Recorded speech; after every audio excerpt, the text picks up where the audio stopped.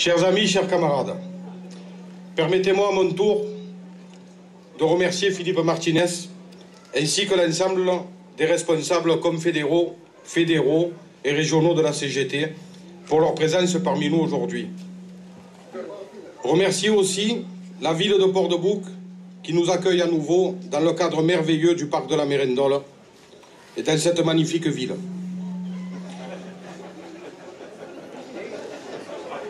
Qui produit beaucoup de gens formidables.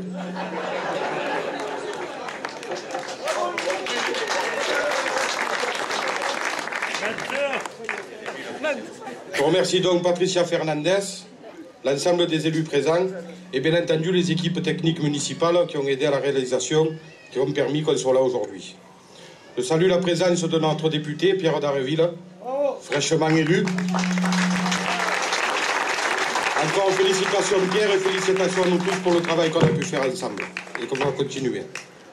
Et bien entendu, vous remercier toutes et tous qui êtes présents aujourd'hui pour faire de cette fête un temps fort de construction de la riposte du monde du travail face à ce qu'il convient d'identifier comme une attaque en règle contre notre modèle social. En effet, cela n'a échappé à personne ici. Emmanuel Macron, qui est en passe de réussir le pari d'être le seul président qui aurait été minoritaire du premier jour jusqu'au dernier, a décidé d'en finir avec tout ce qui entrave le profit, avec tout ce qui dans ce pays permet qu'une partie très minime des richesses créées par notre travail servent l'intérêt général. Ainsi, dans cet objectif, il entend avec ses alliés du patronat, dans un même mouvement, mettre à bas des décennies de conquête sociale. Tout doit y passer. Le droit du travail, qui serait trop protecteur, trop contraignant, et donc responsable du chômage de masse que s'applique à maintenir le grand patronat pour plus et mieux exploiter les travailleurs en jouant l'opposition entre ceux qui ont un emploi et ceux qui n'en ont pas.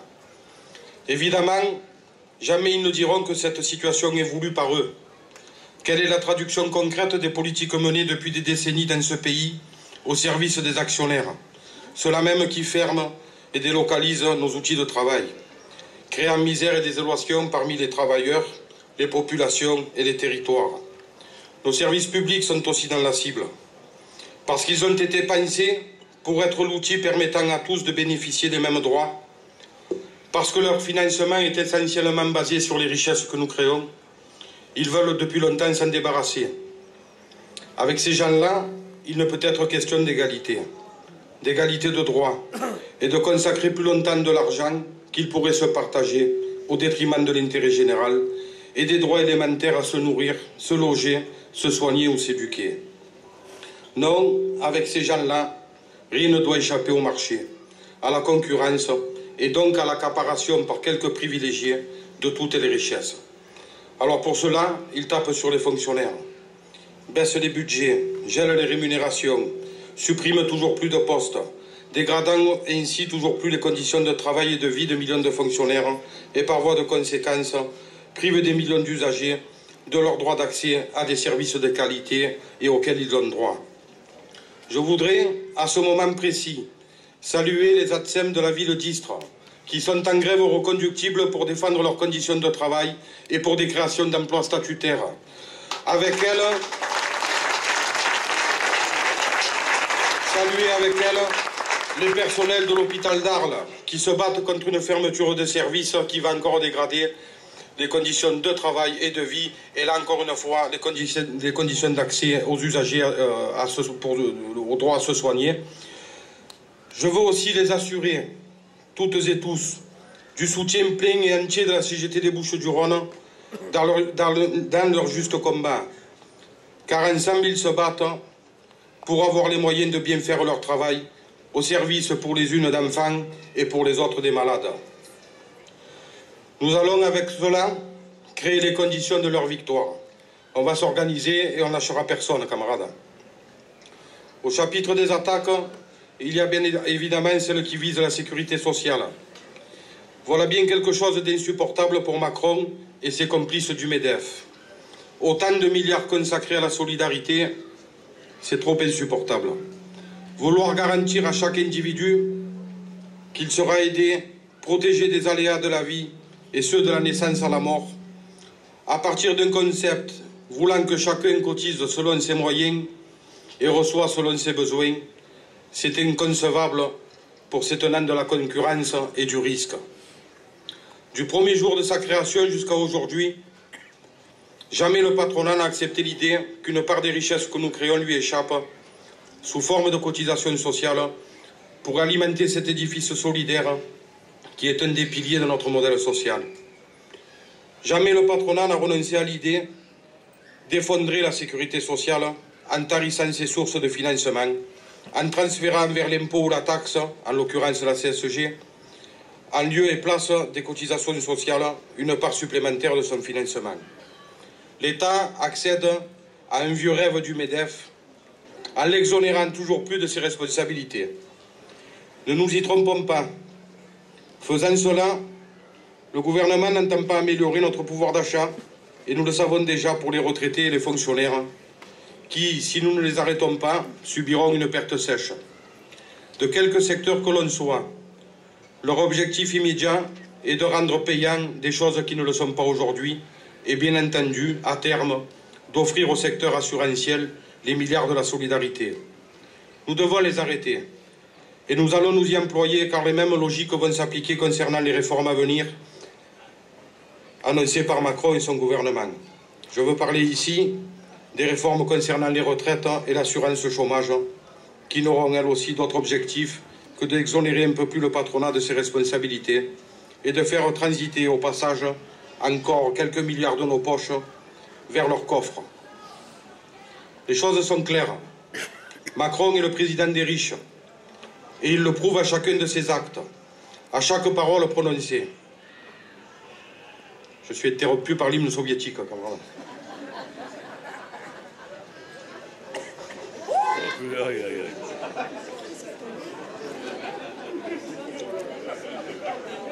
C'est dommage de chuter sur l'hymne de l'Union soviétique.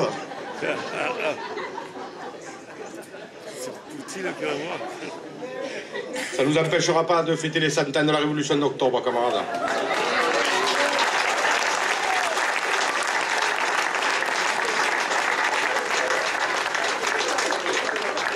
Je vais finir de m'énerver contre Macron. Hein, à moins qu'il y en ait un qui veut lancer une internationale. Ou... Leur plan est simple. Tout nous reprendre, pour s'enrichir toujours plus. L'ampleur des attaques, le fait que lui et son Premier ministre en revendiquent la cohérence ne laisse que peu de place au doute. Personne ne sera épargné. Aucun secteur, aucun individu en dehors des nantis ne doit échapper à leur politique réactionnaire. Il n'y a pour s'en convaincre qu'à l'écouter. Parce que lui et ses complices savent que leur système est à bout de souffle. Qu'il faut qu'ils se régénèrent pour ne pas s'effondrer.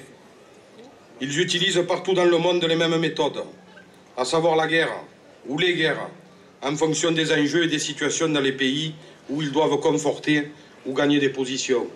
Ainsi, pour certains, c'est par le conflit armé qu'ils agissent, créant des situations dramatiques pour des millions d'êtres humains condamnés à l'exil ou à la mort.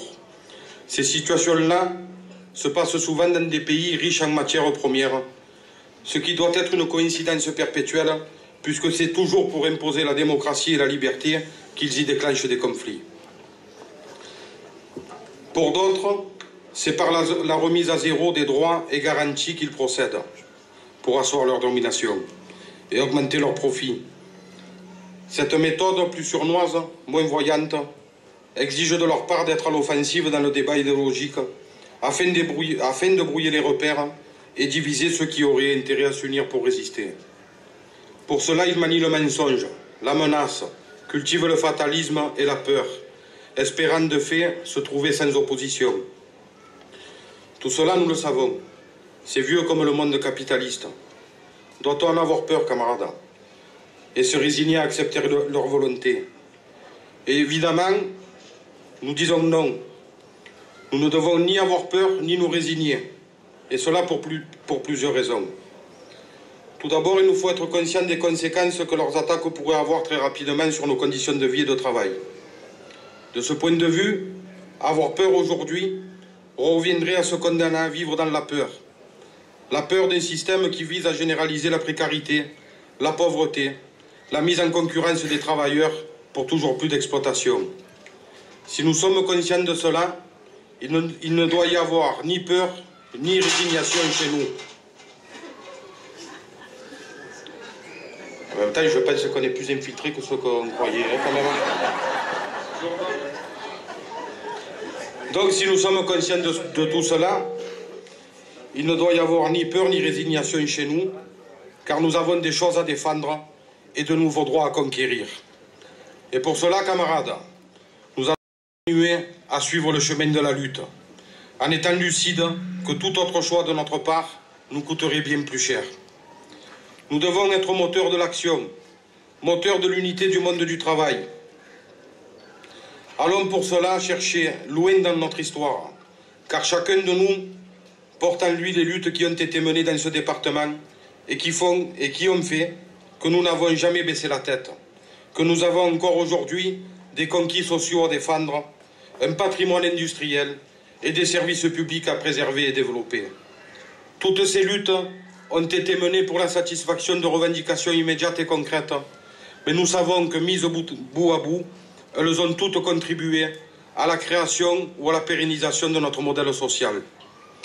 Elles nous ont toutes enseigné, de la plus ancienne à la plus récente, que lorsque les salariés s'unissent et qu'ils se battent, la victoire est toujours possible. Aussi, parce que nous ne souhaitons, parce qu'ici personne ne souhaite, rester dans l'histoire comme ceux qui auront laissé le capital écrire la fin de l'histoire, mais surtout parce que nous savons que les moyens existent pour gagner le progrès social, la liberté et la justice sociale. Ce combat, nous allons le mener. Ou plutôt, nous allons continuer à le mener. Car nous ne sommes pas restés l'arme au pied depuis l'arrivée au pouvoir du président des riches.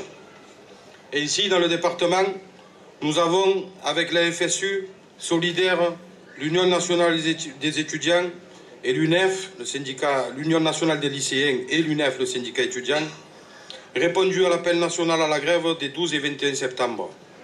Avec plus de 110 000 manifestants et près de 600 arrêts de travail, ces 2 journées d'action ont permis de planter les premiers jalons d'un mouvement qu'il nous faut amplifier, car nous en sommes tous conscients. Face à un pouvoir et un patronat qui affichent un si grand mépris, il va nous falloir être toujours plus nombreux et déterminés.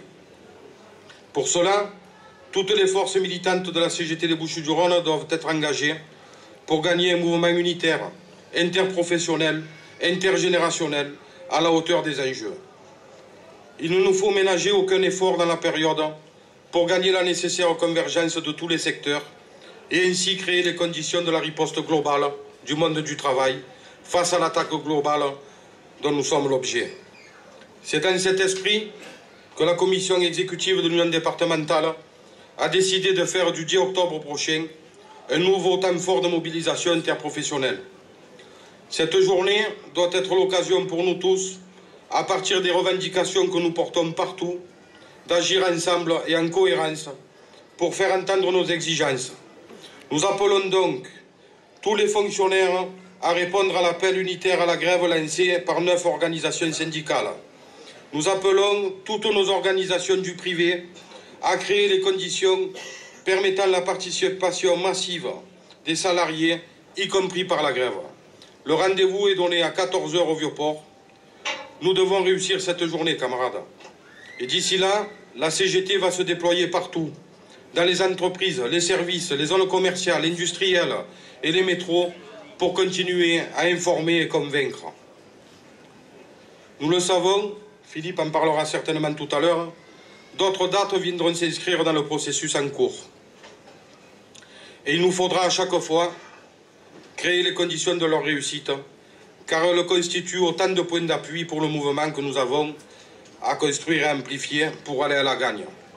Mais ce que nous savons aussi, c'est qu'il va nous falloir créer les conditions d'un mouvement capable d'impacter sérieusement et durablement l'économie afin de contraindre ce gouvernement et le patronat. À ce sujet, si nous considérons qu'il revient à la Confédération à la fois de travailler à cet objectif et d'en assurer la coordination et l'impulsion dans les secteurs. Nous devons tous participer à sa concrétisation dans les entreprises. Il s'agit donc de constituer le socle le plus large, le plus solide parmi les secteurs impactant directement et fortement l'économie, tant en termes de production que d'échange, afin de créer une dynamique à partir de laquelle l'ensemble des secteurs, chaque salarié, pourra participer à élever le rapport de force global par la grève et par l'action. Nous l'avons vécu l'année dernière. Il nous faut à la fois éviter les manifs à répétition, mais il nous faut aussi éviter les grèves par procuration.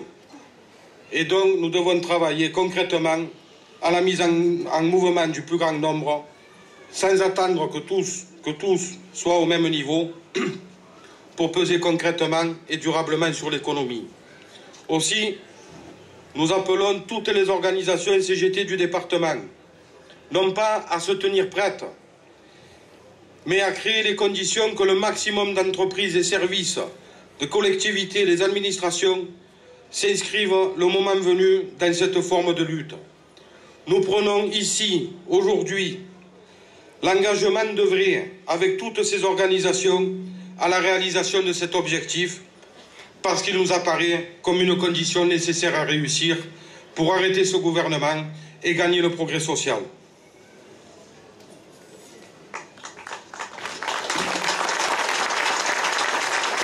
Donc en cohérence avec tout ce que je viens de dire, camarades, et tout ce que nous essayons d'être, des militants du progrès social, des militants de la solidarité, des militants de la fraternité, des militants du bien-être, je veux redire ici, au nom de tous les militants, au nom de toutes nos organisations, notre solidarité avec l'ensemble des travailleurs, avec l'ensemble des peuples dans le monde qui se battent contre la répression et à chaque fois contre le capital qui partout dans le monde essaie de reprendre ce qu'il a dû céder à des moments.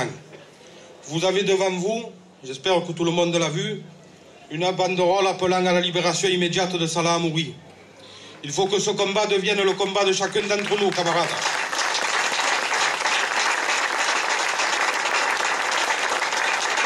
Jamais un être humain ne doit aller en prison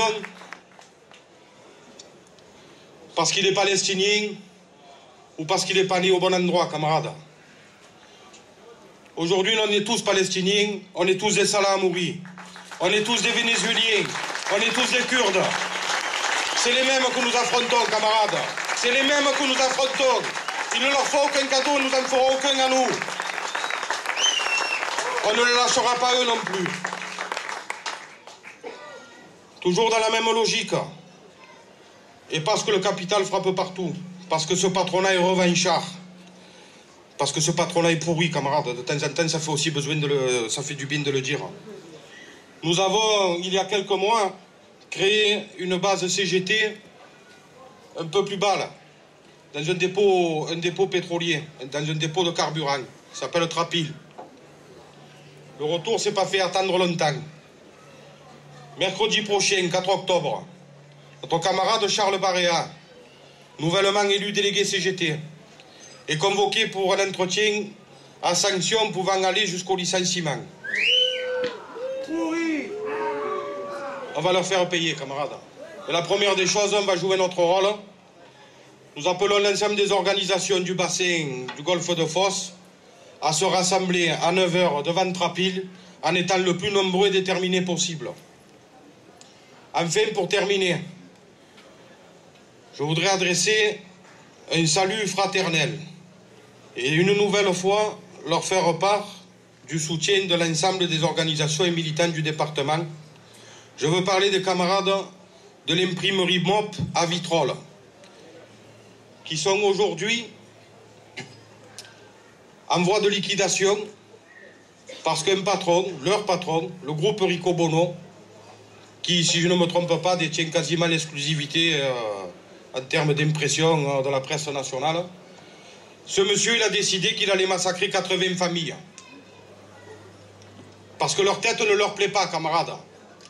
C'est les ordonnances avant les ordonnances. Alors on va le prendre là aussi tranquillement. On vous demande à tous d'être très attentifs parce qu'on va au regard des échéances à venir, ils sont convoqués le 5 octobre au tribunal de commerce, on va vous appeler le plus massivement possible à venir les soutenir. Si ce monsieur, si c'est complice du patronat, si c'est complice de l'État, si c'est complice dans le camp politique réactionnaire, pense que ça va se faire dans le silence et qu'il suffira d'expliquer qu'ils n'ont pas la bonne tête, qu'ils ne sont pas assez dociles, que ces gens-là ne sont pas assez malléables, qu'ils ont trop peut-être de culot, de tchatch, je ne sais pas comment le dire, peut-être que juste ils abusent à vouloir travailler dans des conditions dignes, dans des conditions humaines pour nourrir leur famille, pour nourrir leurs enfants. Si eux, ils pensent que ça va se faire dans le calme et le silence, camarades, ils vont entendre la colère des travailleurs des Bouches-du-Rhône. Restez attentifs parce qu'on ne les lâchera pas. Merci à tous, vive les travailleurs en lutte et vive la CGT.